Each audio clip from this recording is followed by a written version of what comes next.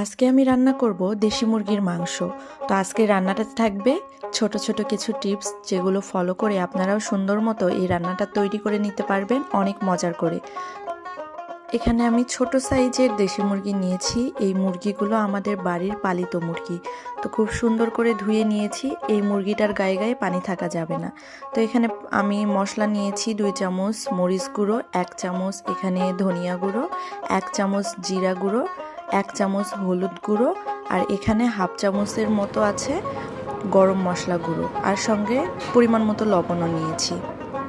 তো মাংসটাকে ধুয়ে কিন্তু আমি পানি ঝরিয়ে রেখেছি। এখানে বাহিরে আবার বিশাল ঝড় উঠেছে। আমি রান্নার প্রস্তুতি নিচ্ছি এইদিকে, আর এইদিকে ঝড় থামার নাম নেই। জানি না কারেন্ট কতক্ষণ থাকবে। একটু ঝড় উঠলেই তো বাংলাদেশের কারেন্ট চলে যায়। যাই হোক, চলুন রান্নার দিকে যাওয়া যাক আর কি। এখানে আমি 1 কাপ পরিমাণ পেঁয়াজ নিয়েছি। আর চিকেন রান্নাতে সবসময় কিন্তু রসুনের পরিমাণটা বেশি রাখতে হয়। তো আমি এখানে 1 চামচেরও বেশি, প্রায় 1.5 চামচের মতো রসুন বাটা নিয়েছি। রসুনগুলোকে খুব সুন্দর করে থেতো করে নিয়েছি। আর এখানে তার অর্ধেক পরিমাণে দিয়ে দিচ্ছি আদা বাটা। তো এখানে আদা বাটা প্রায় 1 চামচ মতো আছে আর কি। তো আমি যে রেসিপিটা আপনাদের দিচ্ছি, আপনারা 1 কেজি পরিমাণ মাংসের জন্য এই রেসিপিটা ফলো করবেন। এখানে সব মশলাগুলো দিয়ে নিলাম, সঙ্গে দিলাম তেজপাতা। অনেকে তেজপাতা স্কিপ করে, কিন্তু আমার কাছে অনেক ভালো লাগে। তেজপাতা দিলে মাংসের কিন্তু আলাদা একটা ঘ্রাণ আসে, এই জন্য আমি সবসময় মাংসতে তেজপাতা ব্যবহার করি। তো আপনারা যারা ব্যবহার করেন না, চাইলে স্কিপ করতে পারেন। তো এই পর্যায়ে দিয়ে দিচ্ছি রান্নার তেল। তো তেলটা একটু বেশি পরিমাণে দিব, কারণ এই রান্নাতে পরবর্তীতে তো আর তেল দেব না।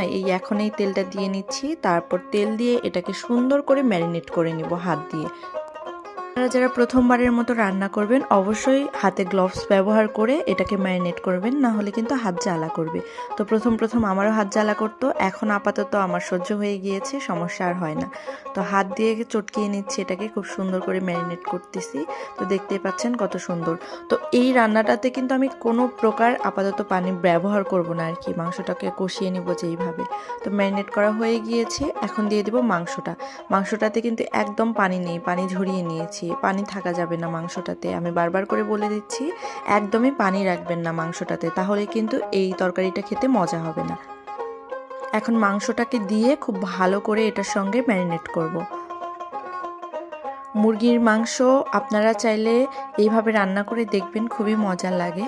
তো শুধুমাত্র দেশি মুরগির মাংস না, আপনারা চাইলে পোলট্রি ফার্মের মুরগিও এইভাবে রান্না করতে পারেন, খুবই মজা হয় খেতে। তো ম্যারিনেট করা হয়ে গিয়েছে, এখন আমরা এই মাংসটাকে